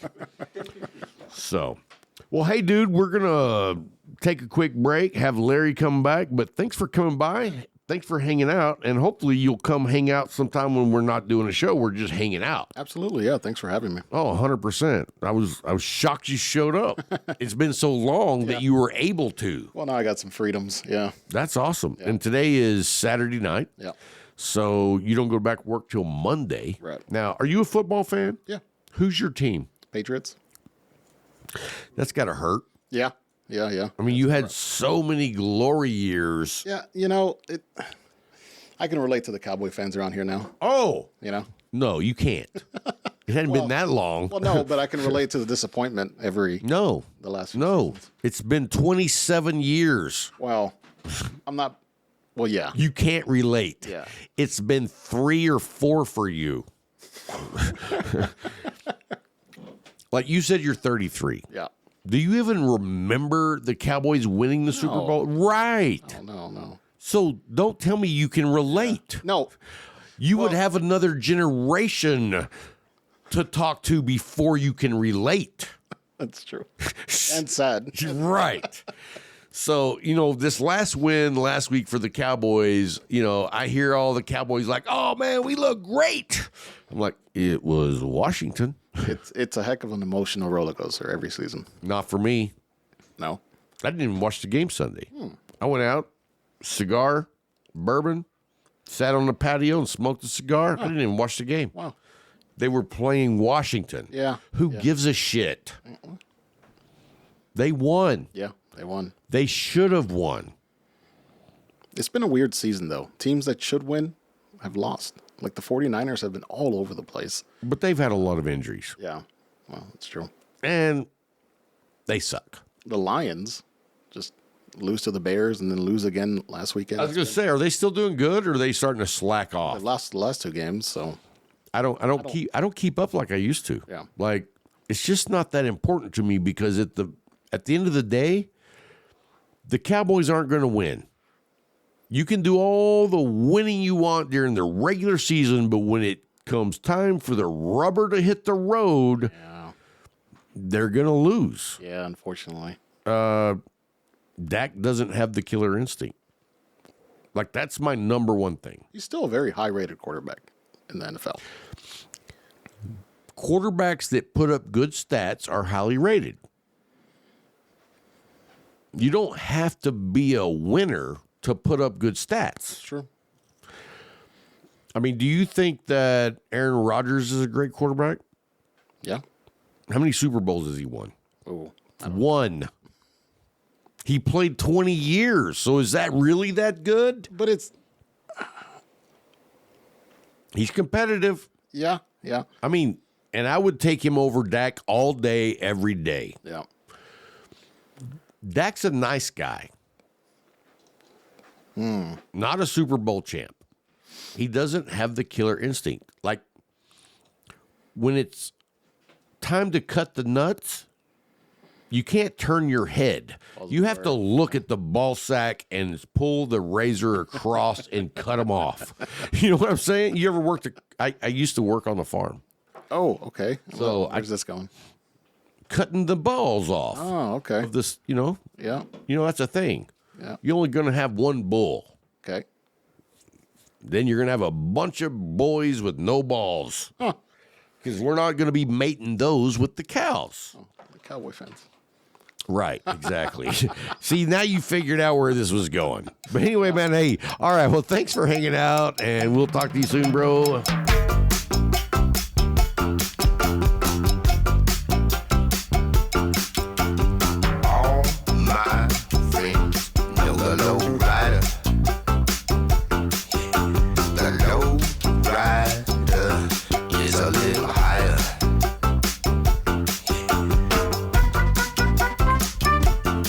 guys, welcome back. Thanks for hanging through the break. And we got a new sponsor. And it's like, I've told you that we are not going to have sponsors that we don't love the product. That's Me right. and Larry have been using this product secretly so we could verify that it's like top notch. And it's called Jerkins. And if you've got a few minutes alone, you're going to want to try Jerkins. People I know listen to this show, and What's I got funny nothing is, to do with You know that. what's funny is, my wife doesn't listen. Yeah. Not Thank only does my wife not listen, she tells people that she knows also not to listen. Yeah. You know why? She's not a fan of Jerkins. So- it's not a lubriderm. So moving on along. Moving on up to the top. Hey, you know what? We want to say thank you to all you guys that listen to the show. Thank you. Bless you. And every one of you. Right. Because in spite of Rob, you're still here. You're still listening. Thank you, and We thank love you it. again. We love Anyway, we haven't done our top six. Pick six. Pick six. Yeah. You want to go first? Go. Whoa. I thought you'd go first. Liar. Well, I'm going to go first then. Well, once again, I'm going to tell you that Flathead 660, I love it, from CAO. I thought it was from Rob Jones. You want to step outside. We have to go down this road But yet again. I just want to let people know. Here when we you're go. in the cigar community, Yes. you give people gifts. Yes. And so you got a new travel case. Oh, that's where we're going. And what was it full of? Thank you. That's where we're going.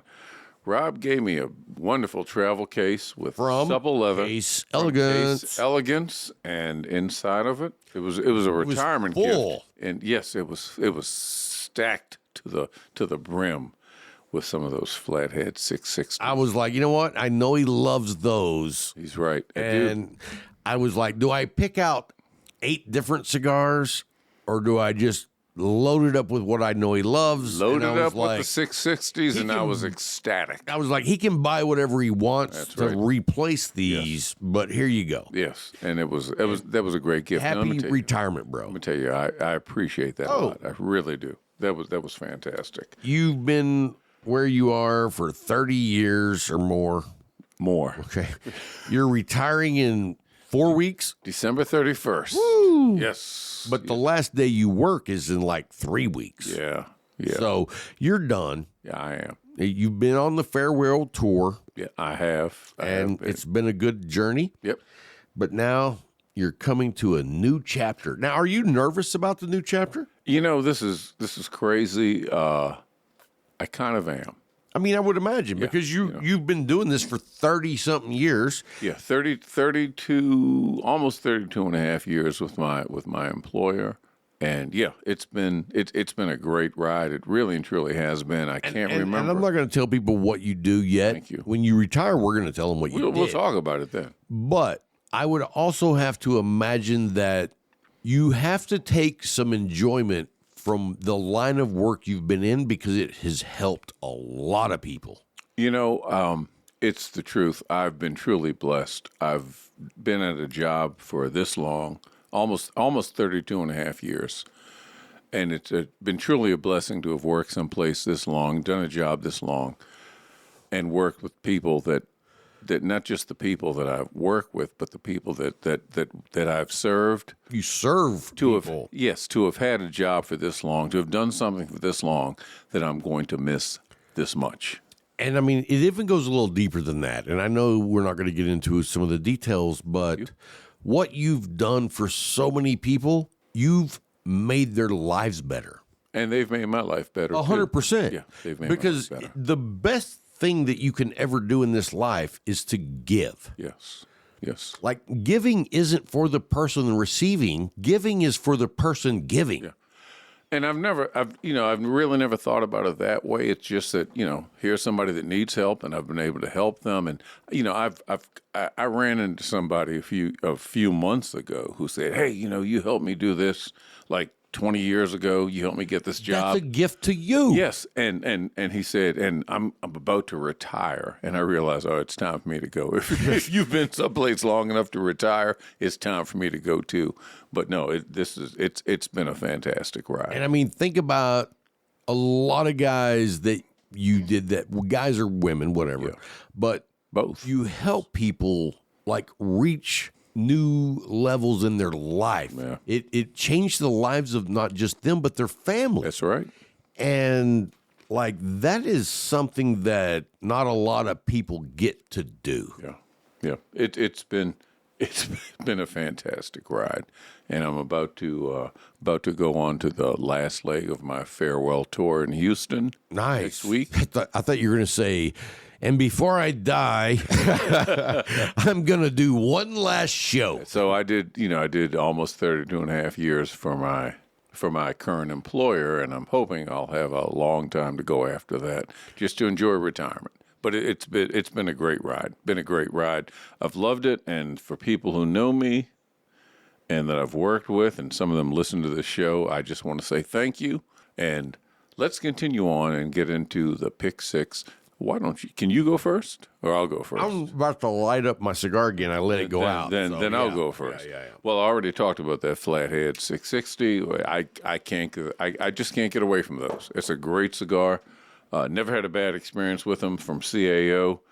I like the 660 is my normal go-to. You know, I've had the 554, I've had the 770 before, but the 660, that's right in the wheelhouse. They fit my hand well because I'm 6'7", I have big hands, and that one fits in my hand really well. And it's just a great cigar. And if you have some time to enjoy one, I encourage each and every one of you to try and do that. Also, Sean was here. Yes. Yeah, you spent some time with Sean when you were in Lubbock. Is that okay to say that? Yeah. We already said it many times. Okay, you and Sean spent some time together in Lubbock. Then he rolled back here through Abilene, and me and Sean had a chance to hang out Thursday night, and I had a ATL Black Torpedo. Oh, those are good. Oh, yeah, it was a great cigar. A little spice, some coffee, and some chocolate notes toward the end. It was a fantastic cigar. And Sean, if you're listening, just want to give you a shout out and say thank you. I enjoyed hanging out with you, and I really love that cigar and all the other cigars that you gifted me with. They were all there. I know that the ones I haven't smoked yet, I know they're going to be wonderful because that's what you do. So, like, you want to talk about, like, you know what we're going to do? Tell me. I'm waiting to hear. You know, our 5-year anniversary show's coming up in a few weeks. Mm-hmm. And we are going to announce this year's Brother of the Leaf. Okay, let's do it. You know what I mean? The Brother of the Leaf of the year. Okay. And what does it take to be the Brother of the Leaf? You know what I mean? You got to be an all-around good guy. I will never get the title for that. That's true. That's a no-brainer. Sure. But, like, being a good member of the community, you'll never get it either, by the way. I know. Okay. As long as we're both on the same page. Oh, yeah. But there's a lot of people that make the community better everywhere they go. But you know, Rob, I think we try to make the community better. But not everywhere we go. Well, that's true. And there are other people that just do a much better job than we do. 100%. Because a lot of people aren't dicks. Yeah. Yes. I'm not. I know. You are. I am. Yeah. But anyway, no. And we're going to do something special for whoever we decide is Wonderful. The Brotherhood member of the Leaf. What is it? The Brother of the Leaf of the year. There you go. We're going to make a trophy. Yes. You know what I mean? That's what we're going to do. Yeah. We're not going to give you anything cool. We're going to give you a shitty trophy. That trophy would be good. Yeah. But I mean, you know, like, a little tiny put trophy. that in. or a No, big no, no. trophy? It'll be, it'll be a trophy. Yeah, good size And trophy. I think that, like, that would be badass to put on wherever you smoke. Yep. In your home shop. A home Show it shop to people. or your own lounge. We'll walk around with it. I'm a brother of the leaf from Cigar Talk That's right. with Rob Jones. And I'm shit-faced. So, anyway. You are. Anyway, let me jump into my three.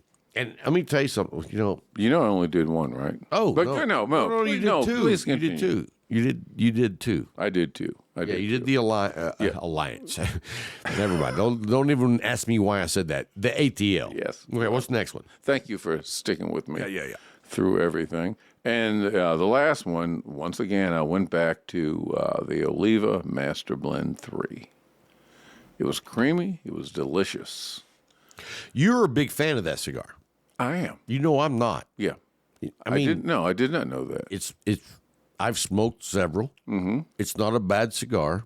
It just doesn't really do much for me. Well, and that's just palates. Palates are different. Everybody has like parts of a cigar that they love or they don't love. Mm-hmm. And so we smoke a lot of the same cigars that we both love. We do. But then you have some cigars that you prefer, and I have some that I prefer that's like, it's all right. All about the different palates. 100%. But I enjoyed that. I always do. And it's got a broadleaf sun-grown wrapper. And I think, to me, it's dark brown, got some rich flavors, and it's got a full finish. Yeah. I think it's a great cigar. I think it's a good cigar, but that's for me. All right. All right, so... We have to fight about this? No. Or we can step outside. Nope. We can... Julio puts the music on, and we can step to the yard. As my dad used to say when I was with him, and I would be like 6 or 7 years old, and we were in these little, like, hole-in-the-wall bars, my dad used to say... There's no reason to step outside. There's enough room in here for me to whip your ass. Well, come on. Get up. Hey, my dad was a feisty little motherfucker. Anyway. I'm feisty and big. Yeah. He was only 5'8". It won't end well for you. All right. Anyway, my first cigar is one I've never smoked before. It was a gift.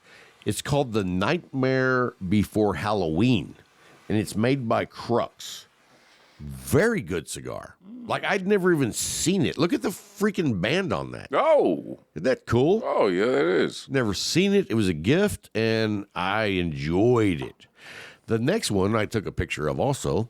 It is the Alec Bradley Black Market. Oh, yeah. Like, look at that. That wrapper on that cigar is beautiful. I had one of those today. Smoked wonderful, and I mean... It almost reminded me of the LFD Cabinet 6. You know what I mean? Yeah. I love the wrapper on that. And then my last cigar was also a gift, and this was the Sinner and Saints special cigar for members only of the Sinner and Saints Club of Tatawahe. All right. Great little cigar. I've never had one of these. That looks delicious. It was. I smoked it out on the patio this week. At the hotel? Yep. But great cigar. Like, I want to say the ring gauge. I don't know, but I want to say it was like a 40. And it talk about full of flavor, very peppery. It was like you're smoking a dainty little cigar, and it's like, oh no, bro, I'm here with the whole ball sack. Okay. Wow. That was when we were hanging out with Johnny Halfsack. Oh, Johnny Halfsack. Oh, yeah, and Tim. So, anyway, let's do the Habanero quiz trivia. So, you want to win $50 worth of cigars? Do it. You go to the Tabanero Instagram, and you'll see a post that'll have this week's question at the top. Go down and answer the question, follow Tabanero, like the post, and tag 2 friends in your answer. Like, follow, and tag. I mean, it literally takes you like 40 seconds, and you can win $50. $50, Tabanero bucks. Masada money. Say the money, yes. And you're going to get, I mean, you can get whatever you want. Wow. You know what I mean? It's not like, hey, well, this is all you can get. It's like, no, I can pick whatever I want. Sounds like a good deal to me. I love it. So, all right, guys, here's this week's Tabanero quiz. Tell me who the Queen of Jazz, first and last name. All right. If you give us extra information, that could like shimmy you on up the top of the pole. But you got to give us the name of the woman, First Lady of Song, Queen of Jazz. All right. Are you a fan of jazz? I like jazz. So, like, do you know a lot of jazz, or you just put it on and listen to whatever? I love some jazz. I listen I to know, all but kinds. like- I listen to jazz, and sometimes I put it on. Sometimes I listen to. Sometimes I look for certain people. But let's see what the listeners come up with. I'm good with that. But what I was going to say about jazz is, like, I don't know enough specific artists when it comes to jazz that I usually just put it on, like, who I do know, and then tell Spotify to just play me that type of jazz. Because there's a lot of different kinds There of is. jazz. Yes, there and is. some of it I love, and some of it's really not for me. Yeah. But Miles Davis, like, that's where I go to when I think jazz. Okay. And specifically, Backseat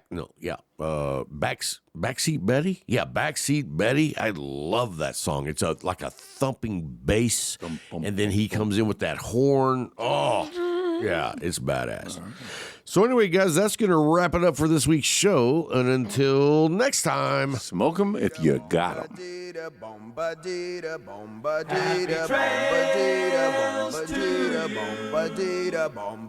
Until we meet again.